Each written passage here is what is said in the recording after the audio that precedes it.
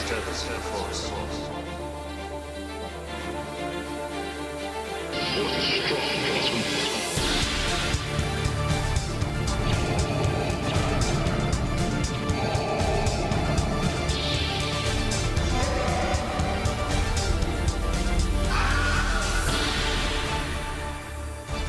Great disturbance to the Force. Hey, you are listening to Jay Sandlin of the Novel Comics with the Jedi vs. Sith Symposium, Episode 4. Find me on Twitter at jsandlinwriter. Check me out at jsandlinwriter.com. My book, Outbreak Mutiny, Alternate History with Superheroes, is available now.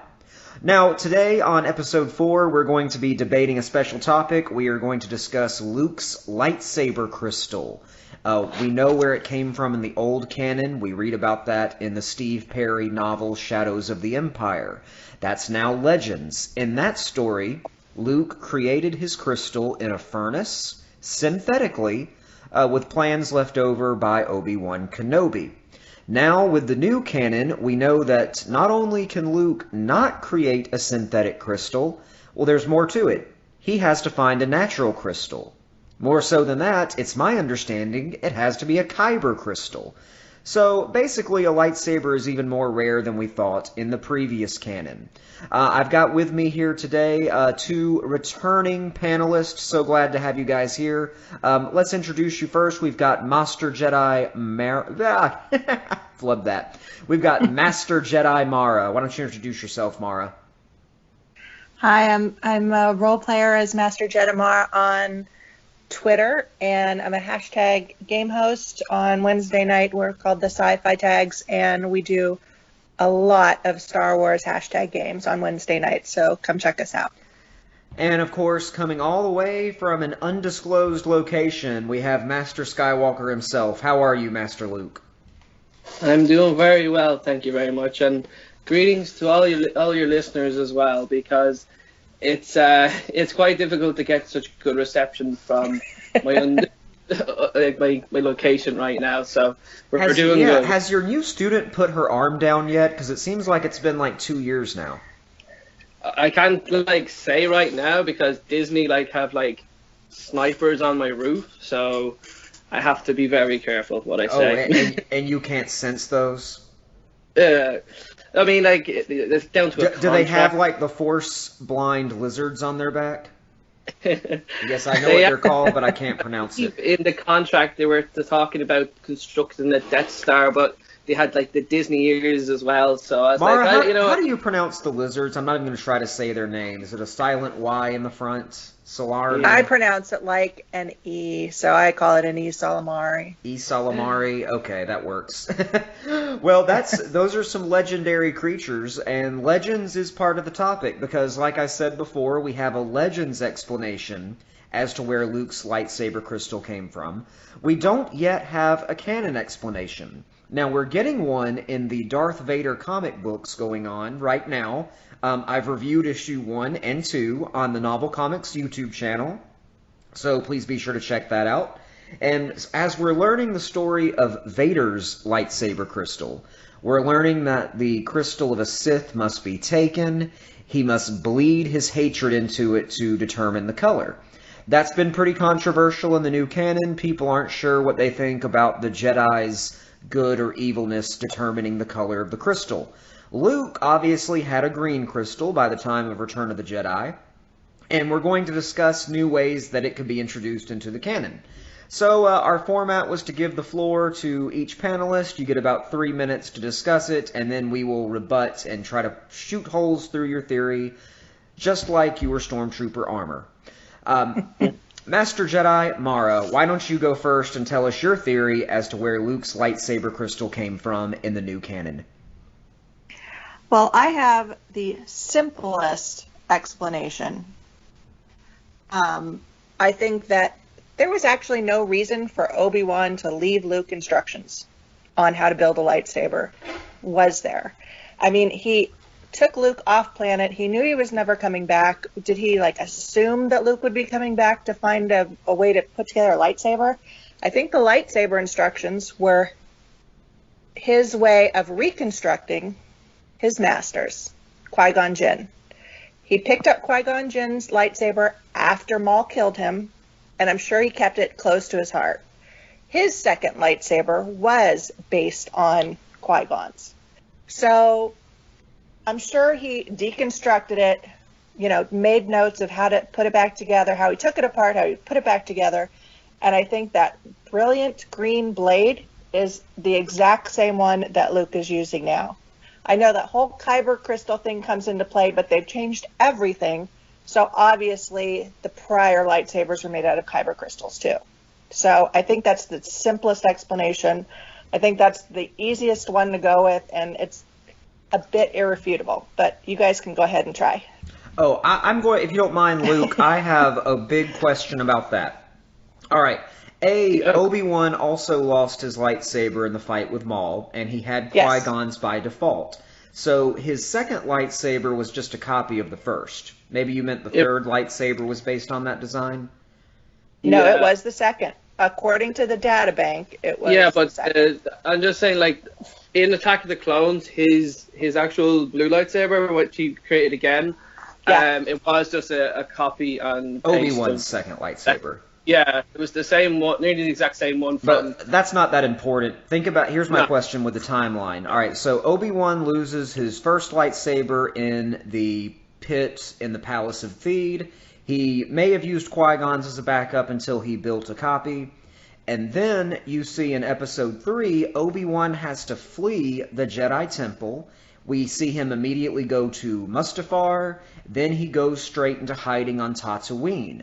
If he didn't have Qui-Gon's lightsaber with him while fighting Anakin on Mustafar, when would he have had a chance to go back for it? It was in the... Oh. Well, he was on Bail Antilles' ship. Right. Presumably for the first time. So he could have stored his things there. I mean, he left that Jedi Temple after Order 66. He went from the merely temple, nothing. Well, he went from the temple to Padme's apartment, stowed away on Padme's ship, fought on Mustafar, and then he was on Organa's ship.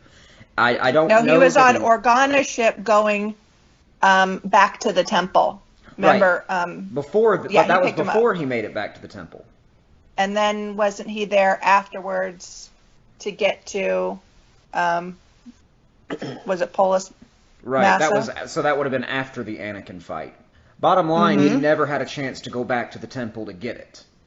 It didn't have to be on the temple. It could have been on the ship the whole time. It would be something he would have kept close with him. When would he put it on Bail Organa's ship? Yeah, because his little ship was there. Remember, it lifted up into... So you think he was carrying it with him just in general, or... See, we know he didn't have it during the Grievous fight, because he lost his cloak, he lost his regular lightsaber, so he would have pulled that one out, presumably. Right. But he had to get his other one back from Cody. Again, he didn't have to be carrying it around the whole time. He wasn't, and then he fled. But then he fled on Grievous's ship, so he wouldn't have had any of his stuff on Grievous's ship. Right. So he went from Grievous's ship to Bail's ship.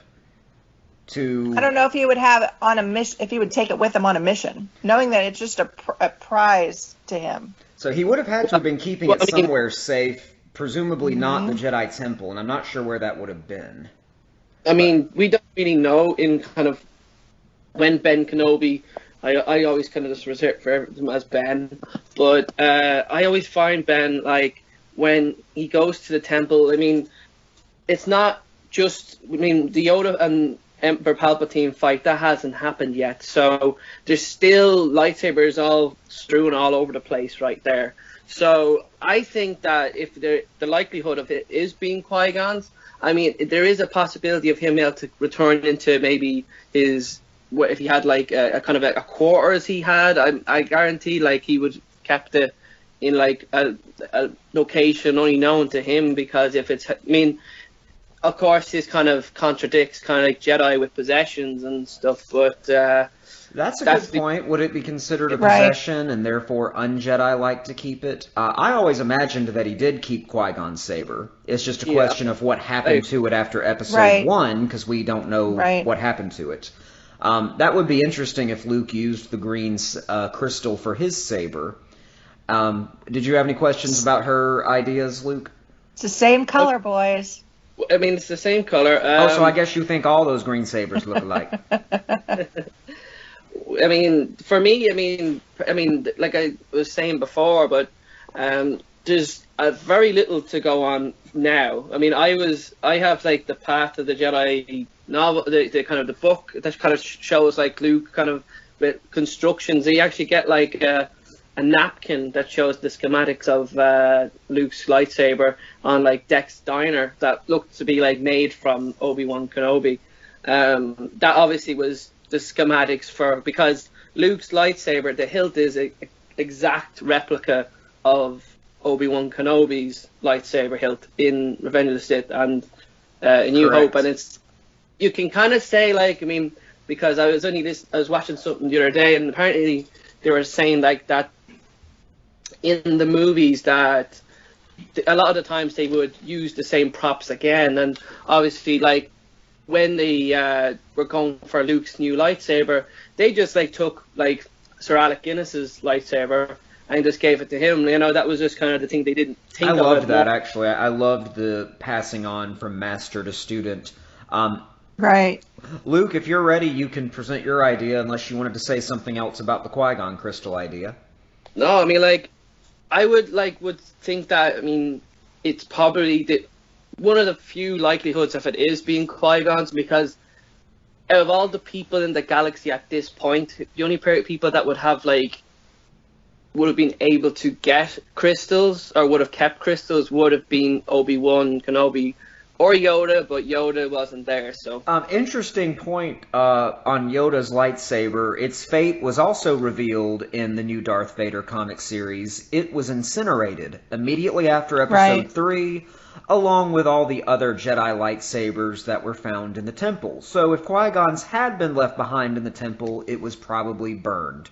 It was. So, Luke, why don't we do the same for you? Let's give you the floor, you present your idea, and then we can take a blaster to it as well.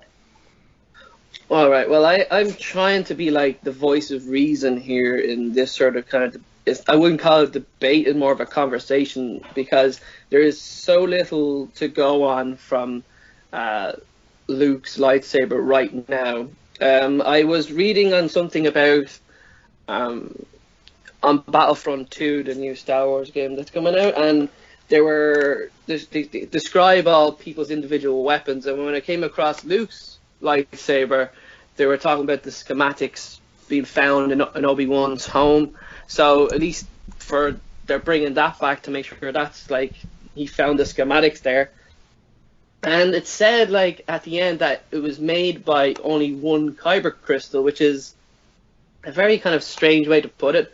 I believed like that there was only one kyber crystal in the lightsaber to begin with. So the fact that the way they kind of announced it sounds like there's meant to be more than one in a lightsaber, which was very odd. But it's kind of an interesting thing of with Luke's lightsaber, because there's in a time where kyber crystals are rare. I know that Luke did a lot of, he went a lot around even after the first Death Star got destroyed. He went like in search of artifacts, and he went looking around there. There's not been enough to go on to say he's found crystals, but there's a definitely likelihood of him finding one. There's no, I mean, it just hasn't come out yet. You said like about Darth Vader, the comics, and that there's going to be a kind of how Luke got his lightsaber, or at least how, lightsabers are kind of made in the modern times, as it were. But yeah, I mean, for me, I think like there's only so many possibilities of Luke's lightsaber, whether it not being Qui-Gon's, and the only one that I think that Obi-Wan has been in contact with that had a lightsaber and this is kind of going into Rebels, which is kind of a dark sort of theory of thinking like that the only person Obi-Wan came in contact with was Darth Maul, and he fought Darth Maul, he killed him, spoilers, and it was, I mean, that lightsaber didn't get destroyed, actually. It got split in half, but it was still, like, the crystal's still functioning.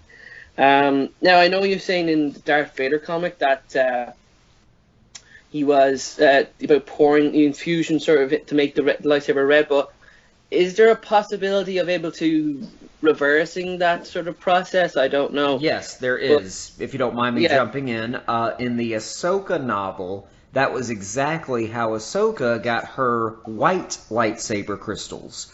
She took them from the double-bladed lightsaber of an Inquisitor for the Empire, and she poured her Force essence into them. And because she was not a Jedi and not a Sith, they turned white. It was a sign of her neutrality and a sign of the fact that she wanted to remain between the Empire and the Jedi and basically become something new, and that was how she became Fulcrum, the balance between the two. And, I mean, going from there, I mean, it could be very likely that it might be Darth Maul's crystal, but how Obi-Wan interesting would that be if it turned out that Luke Skywalker's green lightsaber had the crystal of Darth Maul inside? I mean, it gives a kind of a dark sort of essence to it, I guess, but... Especially because you were touched by the dark side in Return of the Jedi as well. Yeah, I mean, there was so much that went through my mind during that sort of period. I think it was a lot of the times Vader would constantly try to contract Luke through the Force of trying to get him to speak to him or anything, and he went through a lot of isolation during that period. Luke himself just trying to block all that out, and that was what I think probably led to him just constructing the lightsaber, this is kind of me showing. It's interesting. It is. I like that a lot. Mara, your rebuttal, your comment, thought? Well, I'm not so sure it was Darth Maul's, and you got to remember that Darth Maul had become fairly neutral at this point, correct? I wouldn't say he was neutral. He was very much a Darksider. He just wasn't with the Empire. He was still driven. He was driven by hate, revenge. He wanted revenge on Palpatine. He wanted revenge on Vader for taking his place. So I mean, you couldn't say that he was neutral. He was very much evil. He just wasn't part of the Empire. Then he held a grudge against Kenobi for years. Right. Like, he was planning. He went out to find him from day one. Yeah. Even in one of the episodes when there's a vision, all that came out was he still lives. So, and he went racing off to find him. There was Luke, do you remember the last line of that episode you're referring to? What Maul said to Obi-Wan? I just remember because he said something about he lives or he still says alive. he asks, "Is it the chosen one?" And Obi-Wan says yes. And Maul says he will avenge us. It was really cool. There was a moment of solidarity between these two old enemies. Like they had seen the common enemy, and he said, "One of us, we will be avenged." Like Vader and Palpatine are the real enemies here. I loved that. It is, and what the whole thing is, I mean, there's so much. I mean, we could have a complete different story on that episode completely. But like that whole kind of that whole kind of fight and that whole kind of thing was such a for me and for a lot of Star Wars fans have seen it. I guess some people going, "Oh, the fight should have lasted longer," but that's neither here nor there. But what I kind of love is kind of where they're kind of set at that moment, because they're both completely different from where they both started out. And like when Obi-Wan first faced Maul to now, it was such a different thing. And the fact that Obi-Wan showed that he'd grown, and Darth Maul maybe hadn't grown as much because he went for the same sort of move to kill his master and was failed because of it. He was kind of driven solely by vengeance and vendetta. Obi-Wan had to kill him because he asking questions, and that You're question. right. And I think Maul would make a great subject. He was a very tragic figure. I consider him a slave. He was taken as a baby by the Sith, and then he was forced to live a life where he was indoctrinated, taught to hate the Jedi. I don't think it was till the end of his life that maybe he realized Obi-Wan wasn't a terrible guy. Maybe he was trying to help me a little bit. But well, isn't that a familiar story? yeah. The Emperor Palpatine, he makes slaves. He doesn't make people. Well, of course he does. Yeah. There's a great quote where Palpatine says in the Book of Sith, it was something to the effect of, "The Sith Empire was built on the backs of slaves, so will it be for my empire." Right. I mean, and he was kind of, from the more I'm learning about Palpatine and the more the stories come out, I mean, for all that kind of rule of two business, I mean, he was breaking these sort of rules right there. I mean, Inquisitors coming in, there was Sith running around that he didn't view. The Sith have always utilized the skills of dark Jedi or bounty hunters or mercenaries or whatever, but there's only two Sith. The master and the apprentice, and he kept to that rule. Now there can be like a shadow apprentice that is ready to take the job if the regular apprentice fails, but that's neither here nor there.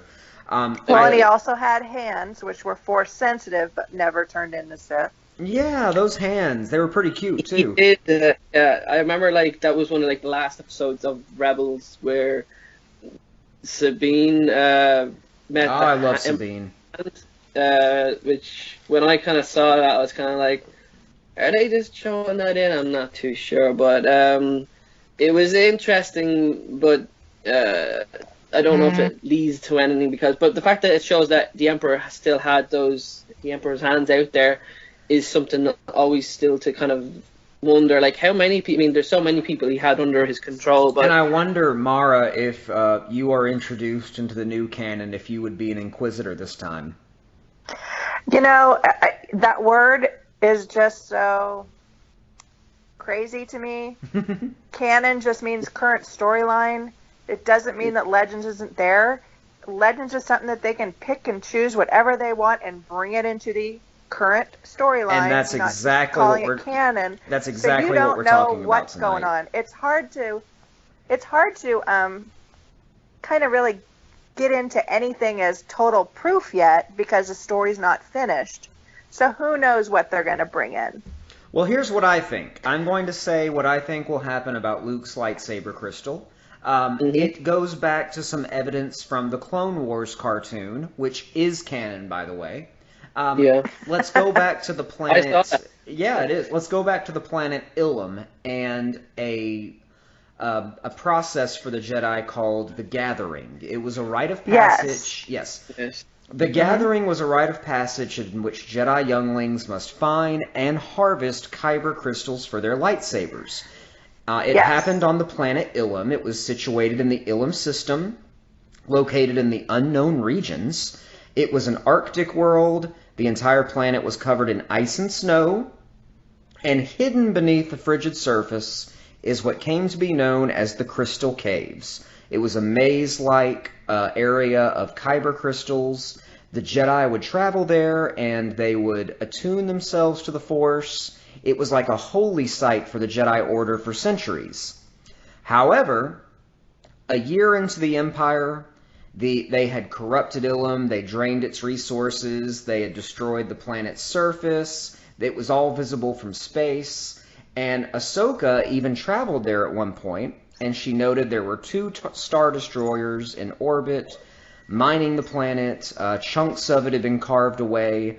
So it's not likely that Luke went back to Ilum specifically. However, I think he was taken on a journey similar to The Gathering. And I think it happened sometime between Star Wars and the events of The Empire Strikes Back. Because do we know that Luke traveled to an ice-like planet at that time? Yes, we do. He was on Hoth. And when we found Luke in Empire Strikes Back, the Rebel Alliance had been hiding on Hoth for a little while. We know that Ben had visited Luke at various points between Star Wars and The Empire Strikes Back. to the point that he was not surprised when he saw Ben. We also know that in the comic book series that takes place in the interim between Star Wars and Empire Strikes Back, Ben visited him as well for training. So, my suggestion is that there will be a comic book storyline where Luke goes on his equivalent of the Gathering. He will travel somewhere on Hoth soon after they make a rebel base there, and he will find a crystal cave which will contain his Kyber crystal. Yeah, that's a very good theory. I mean, there's so much about Luke during these sort of gaps, and the big gap obviously is between Return of the Jedi and The Force Awakens. I mean, like, that's 30 years of his life just, in mystery. There's so much of him that we kind of don't really know, despite 3 films kind of focusing on him. And it's just kind of an interesting kind of story. I like with the Screaming Citadel, which is the story that like evolves kind of in between 4 and 5.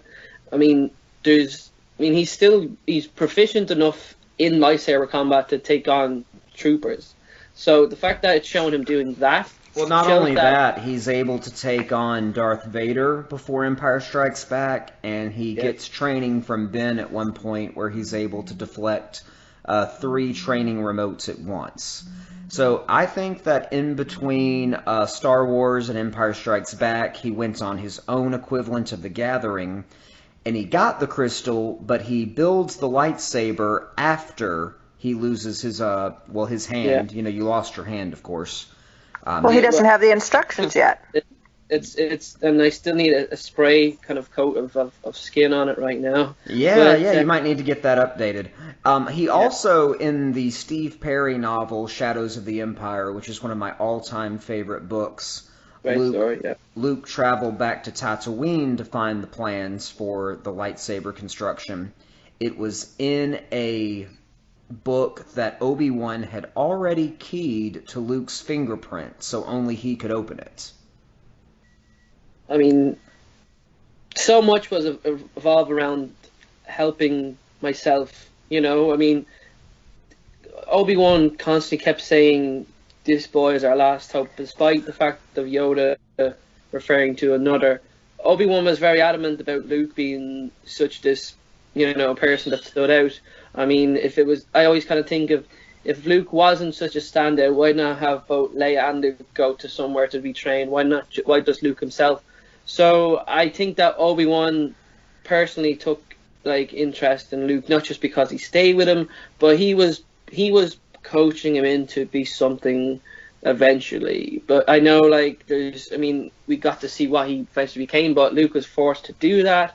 But I think Obi-Wan's plan was always to make sure that this boy grows up and he gets to be a Jedi, and so much of what's happened. I mean, we have, myself and Mara, come up with a massive sort of theory revolving Luke, in general. But that's why there's so, like I said, there's so much mystery to his life in between. And it's quickly being filled by comic books, which I love. But the bottom line of why I disagree with both your theories is that a Jedi crystal must be earned. You have to go on a hero's journey, which is very Campbellian, which is exactly what George Lucas intended with this story. You have to earn the crystal. I don't believe you can just have it handed to you. True, and in the Legends books, everybody grew their own crystal. And, I mean, Mara's was very rare. It was a color that only came around once every 100 years. But she grew her own crystal. That was specific to her. And I do like that story. Well, that's gone. However, we did... You don't know that. It is. And also, those crystal caves on Ilium were in Legends, too, before they made it to the Clone Wars. It's, I mean, like Mara said, there's so much of, I mean, I'm very on, when it comes to people saying what's canon and what's not canon, I'm kind of excited with Mara in that case where you kind of say these sort of things just because, I mean, so much of it even now they're taking things back. They're taking bits of it back, and or whole big stories like Thrawn. I mean, Thrawn got brought back, and he's done, but he's been done in such a right way, which I think they are doing a pretty good job with him. And then the novel that came out with Timothy Zahn writing him about him. There's so, Maker. Yeah, so they're more than capable and more able to bring things back if they have to. And I think that there's a lot that they are still going to bring back.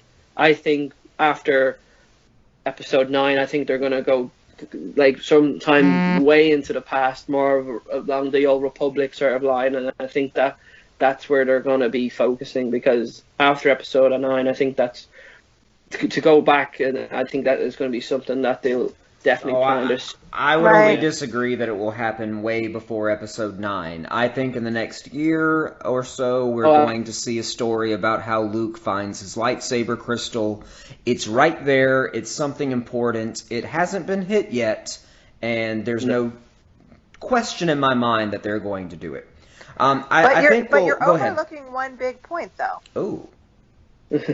Rey didn't grow a lightsaber crystal. She didn't, build her own lightsaber. The crystal inside it is speaking to her for some reason.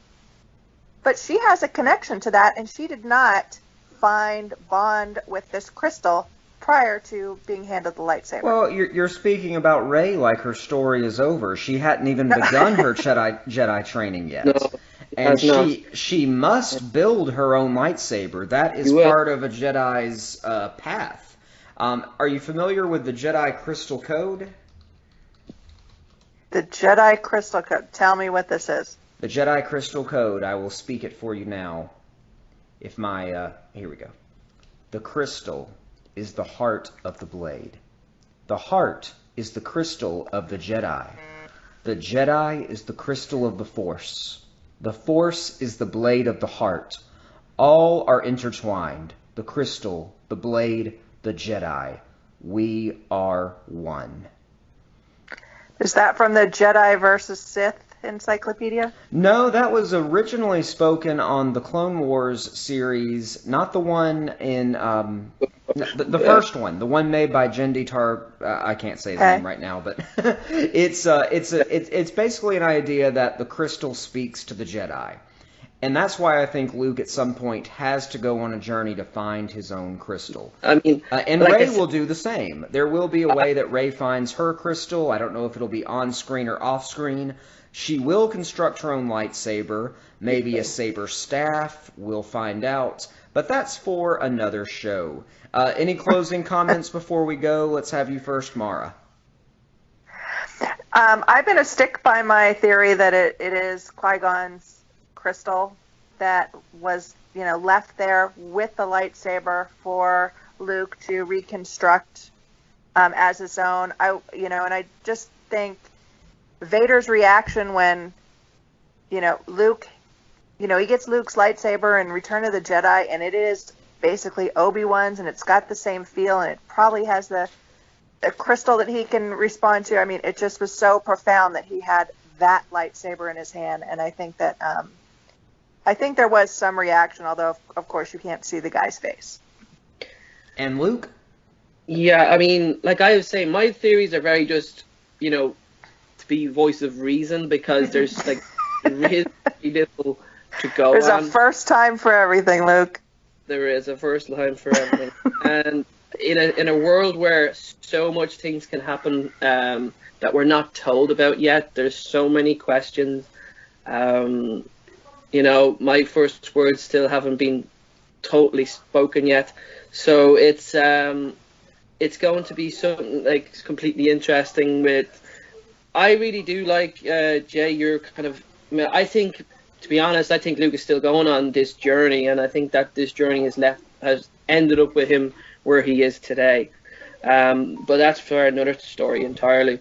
But I do like that theory. I think that's a very good theory of Luke going on this journey. I think from the Screaming Citadel and from the stories that are going to come out, he is already in search of artifacts and already in search of relics, and and it will eventually lead him to his own one. I mean, the vision where Rey is as she kind of responds to Luke's lightsaber. It was only for me, Rey kind of the only way she gets the Force is when she's it's kind of like a vulnerability about her. Once her vulnerability kicks in, the Force does, and that responds to her in kind of all around, because like when Finn leaves, Rey all of a sudden feels vulnerable again, and then she hears herself crying when she's a child, and that kicks in, and that follows her towards the lightsaber. The Force kind of kicks in for her when she is at her most vulnerable kind of state and feels like, oh, she's being abandoned again. But that's it. And of course, when Vader held Luke's lightsaber in Return of the Jedi, just return to that moment for a moment on Endor. He held it, he gripped it, he activated it. He was checking it out. He was. Yes, he was. And he said to him, he says, "I see you've constructed a new lightsaber.